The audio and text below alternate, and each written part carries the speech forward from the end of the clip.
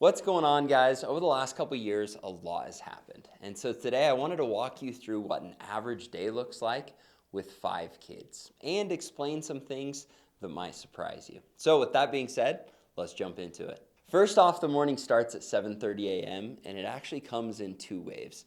We start with our oldest three, Hanley, Ren, and Will, and we're going, making sure they woke up to their alarms, getting them dressed properly, getting them down and fed, backpacks on, in the car, and off to school. So after we've got them fed, hair's ready, they're in the car, I take the first wave of those three to school and just get started on our younger girls. Now, they don't have preschool every day, but the days that they do, we get them down, they eat, get their hair done, clothes on, backpacks on, in the car, and then Jess drives them to school. And if I've got work stuff that day, usually I jump into that. A lot of days, if I'm honest, especially the last year, we've just viewed the 2 hours while the girls are at preschool as our time. So we have a chance to go grab brunch, hang out, go for a bike ride, go walk in the backyard, just anything so that me and Jess get time together.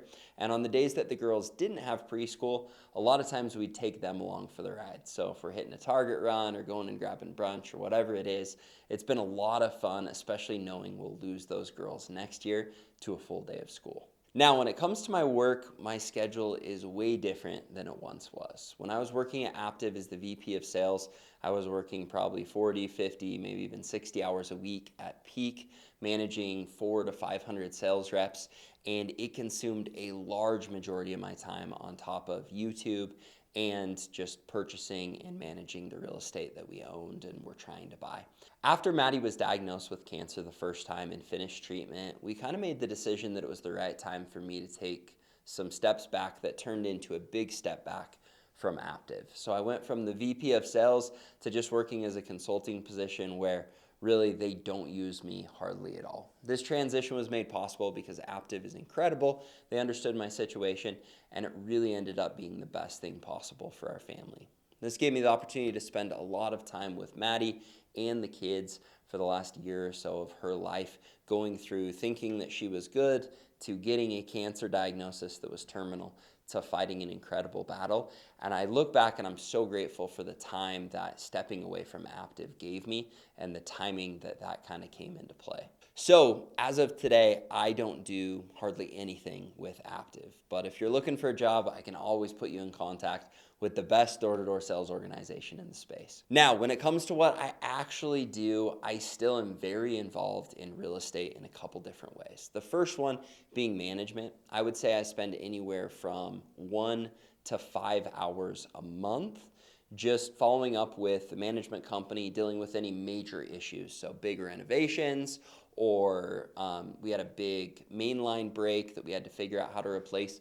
And so anytime the expenses get large, that's when I'll end up playing a bigger role. But then other than that, I just spend time on monthly KPIs, going through, making sure that everything looks right, that there isn't anything major that I need to worry about. And that's a pretty minimal job because I work with management companies that are incredible. The next major piece that I'm still involved in with my real estate business is purchasing new property. And this comes to finding, going through due diligence and inspections, figuring out financing, and all around putting the deal together. The thing that's really nice about this piece is I'm still consistently buying real estate, but I get to choose when I'm investing time into that piece. For example, this last year I bought 2 commercial gyms, a 16-unit apartment complex, and a triplex out in Cleveland. And so my time would vary. When I was looking for deals, I was putting in, 5 to 10 hours a week. When I found a deal that I was going through due diligence, a lot of times that would crank up to 15 to 20 hours a week just on this piece. But that was just when we would find the good deals that we were excited about. And so on the gyms, that was really fun, and I had to put in time figuring out how to look at commercial real estate, dealing with triple net leases and analyzing that business and consulting with other people to make sure that the business was good, the lease was good, and the building was good. When it came to the 16-unit apartment complex, I negotiated seller financing on that deal, so everything was with the seller. with a third party that connected us. And so, I had to do the usual inspection, due diligence stuff, and then just the negotiation back and forth. When it came to the Cleveland property, that was out of state. So there was a lot of connecting with the right people, making sure that we had good management in place, making sure that I understood the market enough to make that jump, and a little bit just sending it on something that I wasn't 100% familiar with because it was new, and I knew that was kind of the first step we needed to make to hopefully be able to buy a lot more real estate there. So when it comes to this piece, it varies from literally 1 to 2 hours a week to 20 to 25 hours a week. But again, when I'm not diving into due diligence on properties or really heavily looking for deals, I don't spend a lot of time on it, which is nice because when I want to travel or go and spend time with family and have no work in my way, it's very easy to put that on the back burner until I'm ready to take it on. The next piece of my real estate business is just the general organization. And this one ebbs and flows. A lot of weeks I can spend no time into this, but there's some weeks I'll spend 5, 10, even 15 hours or closer to 20 when it's tax season. And historically, I've spent a lot more time doing YouTube, doing social media. Since probably a year or two before Maddie passed away, clear back to when she got her first cancer diagnosis, I've taken bigger and bigger steps back from YouTube, and I'm finally at a place now where in the future I want to spend a lot more time here. I'm hoping to get 1 to 2 videos out a week, probably realistically 1 video per week, and I also am really excited to do a lot more masterminds.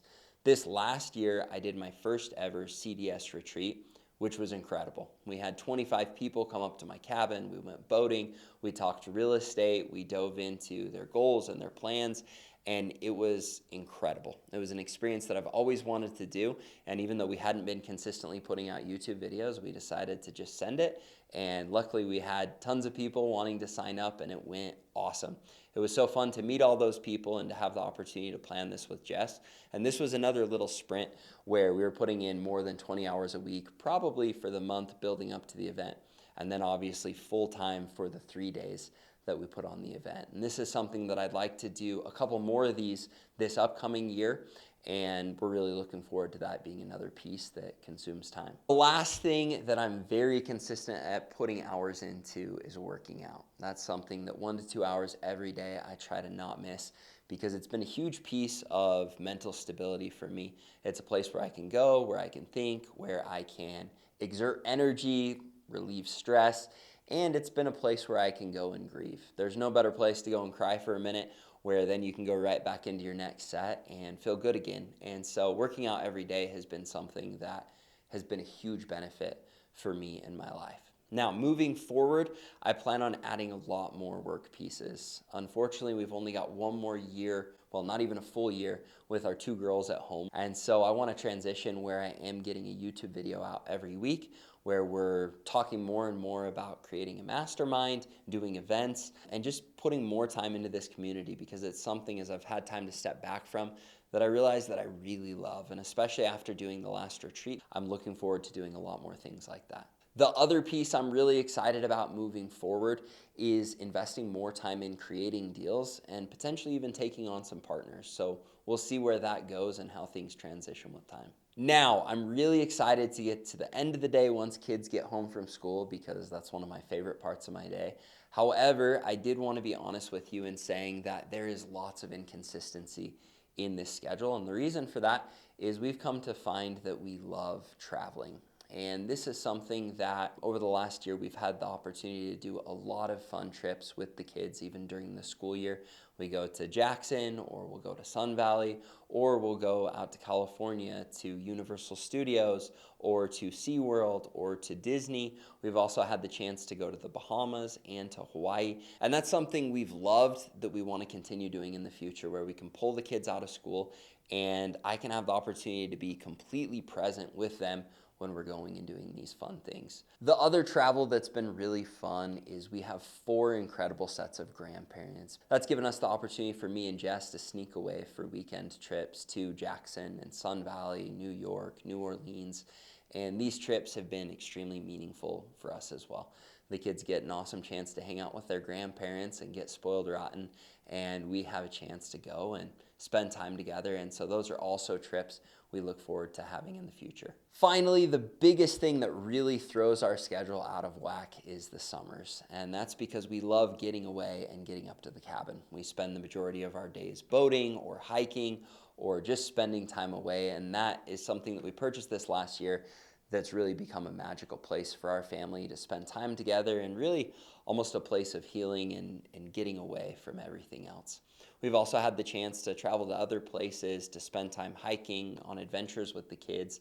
And this last summer, Jess and I trained for a triathlon. And that was a blast to train for that and to do it in memory of Maddie and the triathlons that she ran. When we're not up at the cabin, there's lots of fun stuff here in Idaho Falls to do. One of our favorites is to take the kids to the cemetery. Jess and I have worked really hard to make this a fun place. That's something that Jess had done with her kids for years, and it's so neat because we'll bring a football or scooters or whatever and just go and hang out, pick up Chick-fil-A on the way. And so the kids really look forward to going to the cemetery, to remembering the people that they love and have lost. Now, I've bounced all over the place, but I want to talk about the end of the day once the kids get back from school. Either me or Jess or both of us will go and pick them up. It's a little bit of a free-for-all. There's a lot of energy when they get home, and so a lot of times it's fun to go do something in the yard, whether we're pulling them behind the razor on the sleds or playing catch or going swimming, whatever it is, just to burn some energy. A lot of times they'll go and chill and watch a little TV or play little video games, and then we'll dive into the chaos that is the sports of 5 kids. We've got kids that are doing gymnastics, dance, basketball, football, volleyball, and I'm sure something else that I've missed. And so it's a little chaotic after a lot of days of school, dropping them off, running them around, but it's so much fun. And I was lucky enough this last year to have the opportunity to coach Hanley, Ren, and Will on the same basketball team, and Ren and Will on the same football team. And that honestly was probably the highlight of my year. In football, we got to the championship game, and we ended up losing in the championship game. I wish I could say that every day we had a homemade meal for the kids, but with the chaos of sports and everything else, we love going and eating out at some of our favorite restaurants with all 5 of the kids. Then it's time to settle the kids down. And so we'll come together and read for 15 to 30 minutes. And then they ramp up a little bit more as the boys usually want to wrestle right before bed. Then we'll go and make our rounds saying goodnight to each of the kids. And they each have their own unique routines and the things that they expect why we tell them goodnight. And something that Jess and I implemented that we've absolutely loved is doing nights for the kids. So we'll get 4 of the kids down, and then one of them gets to stay up an extra 15 to 30 minutes with us. And we'll either go and shoot or play catch or do crafts or do science experiments or do a nail salon or whatever they decide they want to do. And this has been so special because it gives us just one-on-one time with me and Jess and each of the kids individually. And so every night of the week, one of the kids gets their night, and they know that on the weekend it's Jess's night and my night, where we then get to get them to bed a little bit earlier and we get time to ourselves.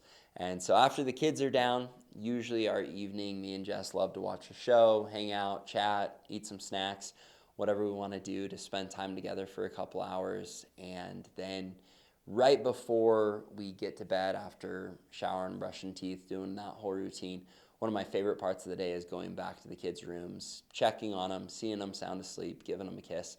And it sounds funny, but that last couple seconds saying goodnight to them is just so special for me because, one, they are just chilled out, asleep, and you kind of get to relive the day. And I think the last thing I would say, just to wrap up the video, I never thought my life schedule or my life would be where it's at, but I couldn't be more grateful for Jess and these 5 incredible kids. And the last year has just been phenomenal. And we're excited to add new pieces to our schedule this next year as we start to jump back into YouTube and some other things, but I couldn't be more grateful for where we're at. So there's a day in our life right now. Hope you enjoyed it, and if you did, make sure you like, subscribe.